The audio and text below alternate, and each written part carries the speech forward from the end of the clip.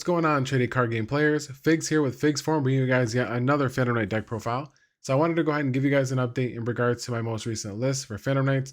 I did post a combo tutorial video, obviously playing actually the same exact list that I'm playing now. So I wanted to go ahead and showcase for you guys the deck list. A lot of people had messaged me on Instagram asking me for the list, and I'm of course more than willing to share. I definitely think the list is very strong. I think the deck is actually very strong and the combos are very good. I built the deck more or less to try to play as a one card starter deck, which is why we are utilizing Tour Guide. We're utilizing E-Telly for the Punk Engine. So I really just think that the deck functions a lot better in that way. I do think that the Adventure Package is still the most consistent and most competitive edge that the deck does have access to, because of course Adventure Package is just really good. It's good at everything. It's good at providing you with protection through an Omni. It's good at breaking boards as well. So I do believe that the Adventure Package is probably the best way to play the deck in terms of competitive play. Although this deck and this list actually is very strong as well. I was able to go undefeated in my locals today. I had a blast with it. I bricked 1 or 2 games, but it was very fun. The deck was very strong. The end board's actually pretty nutty. Even Sprite had a hard time actually breaking through the board. So it is a very strong list. It is a very strong deck. It does have a lot of good tools. It does have a lot of one-ofs, so I actually did bump up the deck to 50 because I wanted to avoid actually seeing too many one-ofs. It does have there are a lot of one-ofs that if you ideally do draw, they do feel really bad to draw. They do stop you from being able to actually fulfill a lot of your combos. So a lot of them you don't want to see, but I did put a lot of board breaking cards in there, a lot of going second cards, hand traps to allow you to be able to interact on your opponent's turn.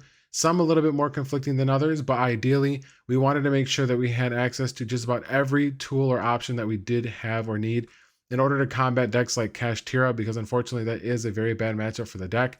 Arise Heart is just a very strong card, while Walking Macros Cosmos that is able to ideally deal with our normal summon, which is very, very detrimental for us. So I just wanted to go ahead and provide you guys with my formula or my take on the deck.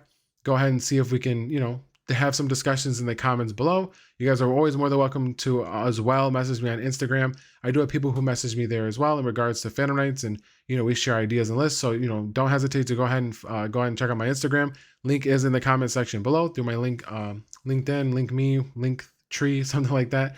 But yeah, go ahead and check it out. Feel free to send me a request, follow and stuff, and we can definitely talk shop. But yeah, I think this list is actually pretty solid. I had a great time playing it. I actually played against a branded deck, 2 tier element decks, and a Sprite deck, and the deck functioned very well. I mean, going first, the end board is just pretty nutty. I mean, especially if you are able to go full combo or ideally go uninterrupted, your opponent is going to have a very hard time breaking your board without a Dark Ruler no more. That's just about the only card that actually does affect the deck.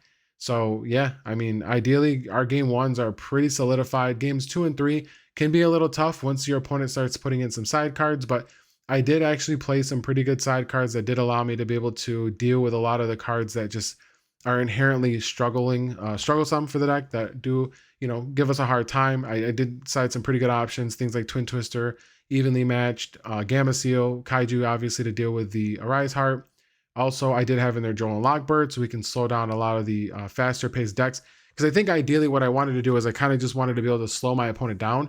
I didn't want to exactly just stop them. I just wanted to hinder them to the point where if my turn comes back and I have only 2 ways to play, then I can at least force the first play, see if they have an interruption, and then go with the second. And that's kind of how the deck plays, because you are committing your normal summon, obviously, with a level 3. You do have to have a follow-up for a level 3, but there are ideally additional cards in here that do allow us to start playing without committing to a normal summon. So I thought that was very important. And those are some changes that I made since I've actually released my list to people who are sending me requests. So definitely feel free to check out this video. I think this is going to have ideally the best list that I have currently. And so yeah, let's go ahead and get into it. It's 50 cards. Like I said, I don't just do sides as always. I like to keep the side for, your local pleasure. But of course, as I said, there were a couple cards that I thought that were very important in being able to have to just deal with a lot of the, more broken cards that we're dealing with currently in the meta. So well, yeah, let's go ahead and get into it. So of course, we'll go ahead and get started with the Phantom Knight cards as we always do. Phantom Knight cards are ideally still the same. We're rocking out with the 3 Torn Scale, the 3 Silent Boots, the 2 Cloak, the 1 Greaves, and the 1 Gloves. So this is still the standard ratio. Nothing changes for this, of course, until we get a new Phantom Knight monster, hopefully one day in the future. But I definitely think this is the best ratio. No need to change this. The only time this ratio ever honestly changes is if we're playing it in tier or some milling graveyard based deck, because in that way, at that point, we may not need to see as many numbers as we normally would. Then we've got some of the spell cards that are associated with the engine, as well as the traps. So we've got here Rhoda, Foolish, Launch, 2 Fogblade, and a Shade Brigadine. All of these very important. I do like the rank up magic because we are playing Ophion. I do think this is the best option. I know some people were actually playing Griffin. I don't like Griffin. Unfortunately, there are too many cards that are running around in the meta right now that do affect Griffin way too easily. Kaijus, Lava Golem are able to deal with Griffin pretty easily, as well as being able to take out your Savage or Appaloosa. But being able to go into Ophion means you stop all of those cards that people are mainboarding, like the Kaijus and the Lava Golems. It allows you to be able to basically stop those, as well as having an Omni to protect you from all of the other board breakers that are currently being mainboarded. So I do think Ophion was the right call. Foolish is very important as well, because we do in our combo need to see at least a Phantom Knight named ideally in our opening. And although this doesn't put the Phantom Knight monster on the board, if we are able to Foolish a Torn Scales, that is huge for the combo. That gives us ideally the best, most consistent combo, with having that additional Phantom Knight name. So that was important. And then of course, Rhoda acts as the name. And then we're doing just the 2 Fogblade and the 1 Brigadine. You're not really looking to do the long game, honestly. You're really looking to set up your Bardiche. You're getting Shade, you're getting the additional name, and you're just setting up your board. And if your opponent doesn't break your board, then you pretty much just win the next turn. I mean, even what's on the board by the time you end is actually enough for games. So that was what we have here for the spells and traps for the Phantom Knights. Then we're going to go ahead and get into the next engine. So we'll get into the Psychic engine, is ideally what I call it. So we've got our 3 emergency teleport. We've got our punk package. We've got 2 wielder and 1 tracker. So I know this is a little weird in terms of playing it this way. I'm not playing any dangers. I felt like the dangers actually just were not ideal for how we wanted to play this. Activated abilities just aren't the best at the moment.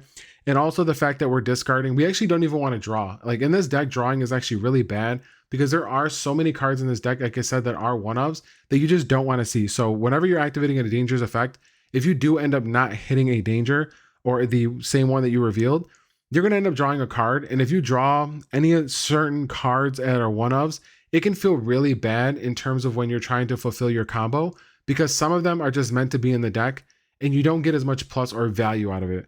So unfortunately, I felt like the drawing just wasn't great. I feel like just off base, just opening up what you have and playing to the best of your ability based on what you're able to resolve was just the best way to play the deck. But as I said, we wanted to have 1 card starters, and E-Telly is actually a full 1 card starter through our entire combo. This actually gets us all the way to Savage. So it gets us to our Bardiche, it gets us to Savage. It actually also gets us to the last step that we need to actually hit the Ophion. Unfortunately, like I said, we do have to have the Phantom Knight name either in hand or sent to grave outside of just this 1 card in order to have the full combo, including Ophion. But this is the reason why, this card is good, is because if we commit to a normal summon and we are interrupted, or if we want to lead with this first, this gives us our full combo. This also gets us to our Appaloosa, which is very important. So we want to E-Telly. We want to set up Apple before we go into anything else. Sir will bring back our Cherubini, and then all we need is a Dark to continue playing, which we have plenty of. So that was it that we were playing for the Psychic package. And I did 2 wielder over 2 tracker, even though tracker is searchable, because I felt like I just wanted to make sure that, we had multiple options in terms of cards that would special. And since we're normally going to be searching this off of the Synchro Monster, we want to make sure that we have at least another target for E-Telly, because we actually go through all of our Psychic monsters off of 1 E-Telly if we already have Greaves in hand. Also, it's a secret and tracker is only a rare. So it matters. It matters. For those of you out there, it matters. So we'll go ahead and go into the Mikanko engine. I consider him like a Mikanko card because this is obviously a part of the combo. So I decided to do 1 of each. I think 1 of each is perfectly fine. I know originally at one point I was doing 2 Arabesque. 2 Arabesque is fine because it is an important card and you actually need to have it somewhere in the deck in order for you to do the combo with Fire Dance. Because you have to actually be able to bounce Renaud back to your hand. So if you open it, it's not the worst. You are still able to put Renaud on the board by sending Fire Dance. But yeah, I mean, 1 is fine. I don't think that really needs to change too much. Plus, again, they're not the greatest cards to draw. Unfortunately, those are most of the cards that you actually just don't want to see. Renard is the absolute worst card you don't want to see. All of these you can ideally draw and still do stuff, even the Mikanko, because the spell actually summons them from hand as well. It's a hand or deck. So we're playing the 1 Speedroid Terratop and the 1 Taki Tomborg. So again, we wanted to have more options for 1-card starters. This is a 1-card starter. It does the exact same thing as Itelli does with the Zeaman line. It gives you full access to Cherubini, and then it allows you to be able to do your full combo all the way up to Savage, where again, you just need to see a Phantom Knight name.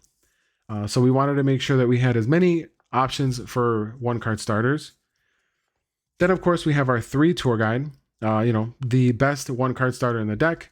3 Tour Guide, the 2 Burning Abyss, and the 2 Kagamusha Knight. So the 2 Kagamusha Knight are to complement the Tour Guide. Also, it is a dark. Also, it is a warrior. So it basically just fits the category of everything the deck needs. The deck obviously needs darks in order to go from Cherubini to Bardiche.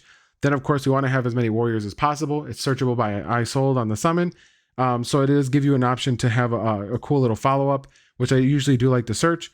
But generally, these cards are just like the best cards to open Tour Guide and Kagamusha because it's just full combo. And if you have it paired up with anything else, then, you just have so much more utility. So that was it for the engine cards. So we're going to go ahead and get into everything else I decided to put in. Like I said, with all this stuff, we're basically at like 38 cards or 36 cards or something like that. But I think these were the perfect amount of cards and the type of cards that you wanted to play. No called by, because unfortunately in a 50 card deck, I'm not expecting to draw the one of. And, drawing the one of just doesn't feel that great. I'd rather see cards that are going to stop my opponent or allow me to play. So we have 3 Ash. That was obviously one of the hand traps to go to. Very good. Obviously very good against Brandon in every deck pretty much right now in the format. 3 Nib. Nibiru, we can play right through it. It's not a big deal for us because obviously, we don't care if we have cards on board aside from the Taki Tomborg or the Terratop. But yeah, Nibbiz is obviously strong right now in the format. It's great against most decks. And, if they decide to play around it, cool. That's fine with you, because then we have Book of Eclipse to deal with whatever else is on the board and Imperm to slow the Arise Heart down. So I did go with these 12 cards. The Imperm does conflict a little bit with Shade Burgadine, but ideally, if you are going second, you're probably not going to end up needing the Shade Burgadine. You're going to be looking to do full combos. You're going to be looking to summon your Torrent Scale, pitch cards. You're setting up your grave. So ideally, we don't really need to rely so much on the Shade Burgadine as much as we do actually setting up our board on the first turn. So this was just great. And then of course, if you see it in your opening, it's just another way to be able to stop your opponent. Same thing with Book of Eclipse. That's why I did Book of Eclipse actually over Book of Moon, because it hits more than one card. And that's one of the issues with this deck as well, is because Cash can put out a Fenrir as well as a Arise Heart, which at that point is very difficult to deal with, because if you have the book for the Arise Heart and then you have to start playing, but you have activated abilities like Kagamusha Knight or Tour Guide, then the Fenrir is just going to get rid of your second name. And if you don't have an extender, you're dead in the water. So I felt like these were the best options for going second cards or hand traps. And again, they complement what we would normally put in the side as well. So that's very important. Make sure you're siding according to your locals, because unfortunately everyone's locals is a little bit different. I do have Cash in my locals, but I was able to, just dodge them ideally and not have to deal with them tonight, which is really cool.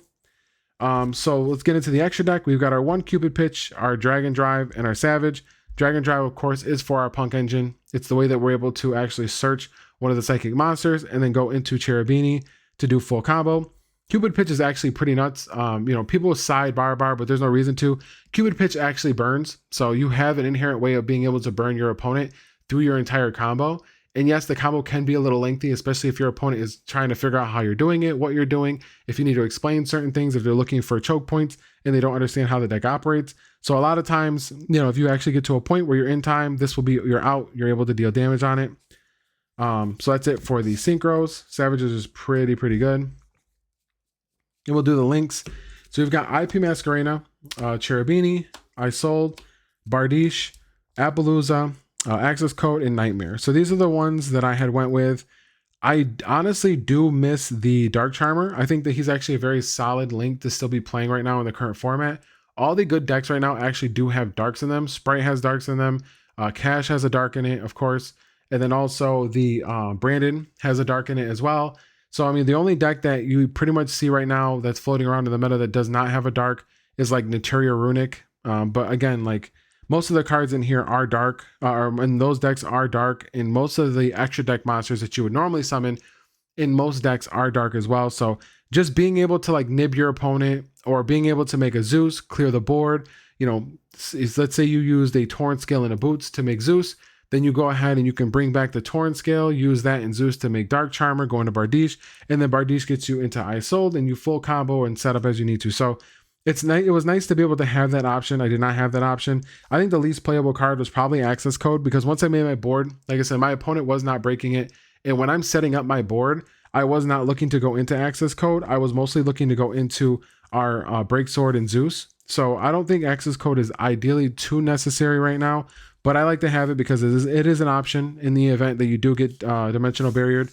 You want to make sure that you have the potential to be able to push through everything. And as we said, we're playing for the links, or XYZs. We are playing the 1 Ophion, the Nightmare, the 2 Break Sword, and the Zeus. So I feel like this was perfect. Levier isn't needed. You're not looking to ideally like rotate resources. You actually get a lot of resources at the end of the combo because Cupid Pitch searches the hand, and Isoul searches the hand as well. And you don't use either of those cards for your end board combo aside from the Greaves. So I mean, you basically get free resources, and then of course things recycle. You're setting stuff up, so it's Phantom Knight, so everything ends up in the graveyard by the time you're done. But Evil Storm Nightmare is very insane. I love this card over Time Thief Redoer because of the fact that it is a Book of Moon. It works really well against Cash, so if they do have the Book of Moon for the Ophion, you're able to still have the out through Nightmare. So it's just a solid card all around. It's actually very good against Sprite as well. Puts all their dudes face down. If they try to swarm the board. It's not that great against the fusion decks, of course, because they can still fuse face down cards, but very, very strong alongside Ophion. And we do in the sideboard, or at least I do side the Infestation. I don't like to reveal it on the first game because I don't want my opponent to think that I don't have an out to things like Dark Ruler No More. So generally I won't play it in the first game. If we go to game 3, then I'll end up siding it in, and I'll use Ophion to search it, so that way these two are protected. And that pretty much usually seals the deal because you can't Kaiju or Lava Golem. So, and then of course we have Savage to negate the Evenly. But yeah, that's the list. I wanted to go ahead and showcase that for you guys because I had quite a bit of success here tonight in my locals. Again, went 4-0. Definitely fun playing the deck. Unfortunately, there are some hands that can be very bricky, but as long as you are being diligent in how you're using your resources, that's the biggest thing. Again, the deck just functions so well and being able to do what it needs to do when you're focusing mainly on the combos. So definitely make sure that you're focusing, on utilizing your Torrent Scales, because that's the biggest thing. Since you aren't playing Brave, you can actually normal summon your Torrent Scale, pitch cards, set up your graveyard. You're able to actually just do everything the deck inherently or naturally does.